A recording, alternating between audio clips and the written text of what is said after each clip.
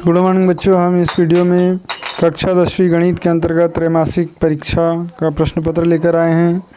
देखिए, हमारे पास 2.5 घंटे का पेपर है और 80 अंक का ये प्रश्न होता है, जिसमें 5-5 अंक के हमारे पास सवाल दिए रहेंगे। 5 नंबर का रिक्त स्थान, 5 नंबर का सत्य असत्य और 5 नंबर के सही विकल्प। ठीक है फ्रेंड्स, तो इस प्रकार से 20 नंबर का सवाल होता है। तो यहाँ पर आप देखिए, पहला क्वेश्चन है हमारे पास कि रिक्त स्थान की पूर्ति कीजिए। फर्स्ट क्वेश्चन है संख्याओं में संवाद, यहाँ गलत छपा है फ्रेंड्स, ये है संबद्ध। ठीक है, संख्याओं में संबद्ध प्रत्येक अभाज्य गुणनखंड की सबसे बड़ी घात का गुणनफल खालिस्तान कहलाता है। तो इसमें फ्रेंड्स ये जो होता है वो होता है एलसीएम। क्या होता है? एलसीएम। दूसरा क्वेश्चन है हमारे पास रैखिक बहुपद के खालिस्तान हो सकते हैं। तो रैखिक बहुपद में खालिस्तान हो सकते हैं, मतलब जो है रैखिक बहुपद यहाँ क्लियर नहीं है क्वेश्चन, इसमें हम लिख सकते हैं रैखिक बहुपद के एक शून्यक हो सकते हैं। ठीक है फ्रेंड्स, क्योंकि रैखिक बहुपद में एक शून्यक होता है, एक चरराशि, और चरराशि की अधिकतम घात 1 होती है। दूसरा क्वेश्चन है हमारे पास, जब किसी समीकरण निकाय का कोई हल होता है तब निकाय खालिस्तान कहलाता है। तब जो निकाय है फ्रेंड्स ये संगत कहलाता है। जब उसका कोई हल होता है तब हम उसको क्या कहते हैं कि वो समीकरण निकाय कैसा है? संगत है। ठीक है। नेक्स्ट क्वेश्चन है किसी वर्ग समीकरण में खालिस्तान मूल होते हैं। तो वर्ग समीकरण में फ्रेंड्स 2 मूल होते हैं, क्योंकि उसकी घात 2 होती है। नेक्स्ट क्वेश्चन है हमारे पास कि समांतर श्रेणी के nवां पद का सूत्र क्या होता है? खालिस्तान होता है। तो देखिए, nवां पद का जो सूत्र होता है वो होता है nवां पद बराबर प्रथम पद a प्लस n-1 कोष्टक बंद इंटू डी। तो ये होता है nवां पद का सूत्र। इसके बाद नेक्स्ट क्वेश्चन है हमारे पास सत्य असत्य। तो सत्य असत्य में देखिए हमारे पास क्या दिया हुआ है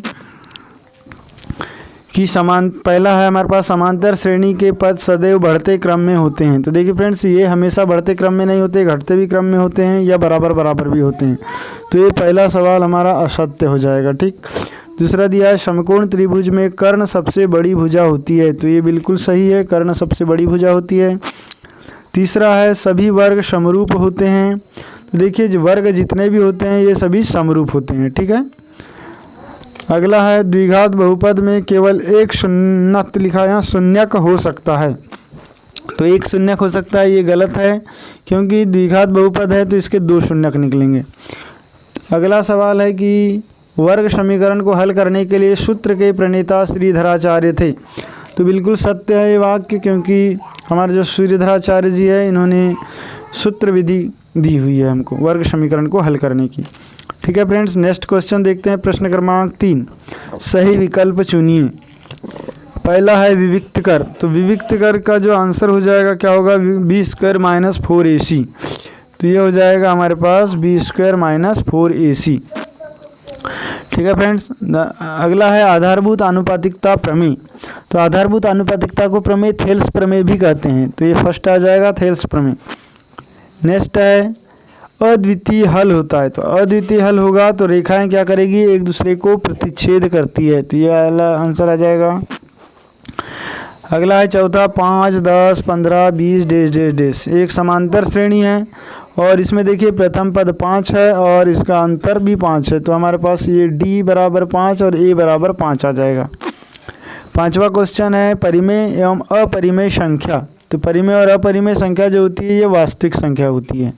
तो ये हमारा वास्तविक वाला आ जाएगा। ठीक है फ्रेंड्स। अब नेक्स्ट क्वेश्चन हम देखते हैं, प्रश्न क्रमांक 4। तो देखिए, ये वीडियो यदि आपको हेल्पफुल लगे तो प्लीज़ चैनल को सब्सक्राइब कर ले और बेल आइकन के बटन को ज़रूर प्रेस करें, ताकि सभी प्रकार के इसी प्रकार के सवाल आप तक पहुंच सकें। और वीडियो को लाइक करना ना भूलें फ्रेंड्स। तो देखिए, अगला क्वेश्चन है प्रश्न क्रमांक 4। प्रश्न क्रमांक 4 में हमारे पास क्या लिखा हुआ है कि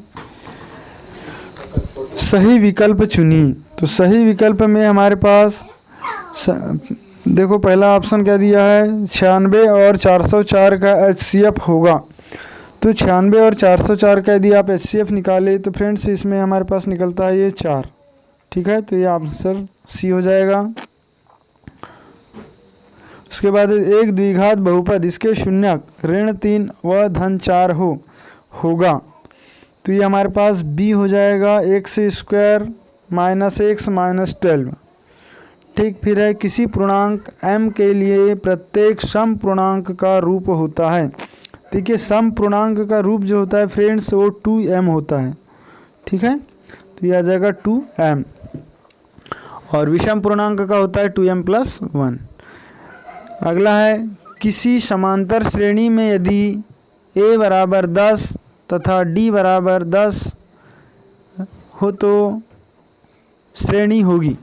देखिए प्रथम पद 10 दिया हुआ है और सर्वांतर भी 10 दिया है, तो श्रेणी होगी 10, 20, 30, 40, 50 इस तरीके से होगी, तो ऑप्शन नंबर सी सही होगा।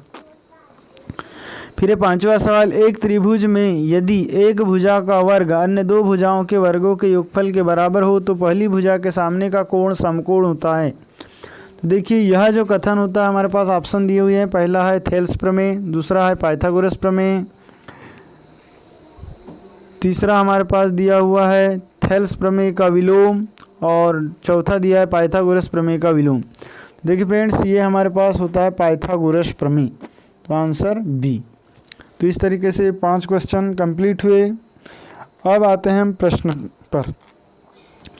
फ्रेंड्स प्रश्न वाली वीडियो का लिंक आपको डिस्क्रिप्शन में मिल जाएगा, वहाँ से आप देख सकते हैं। इसी वीडियो में इतना ही था।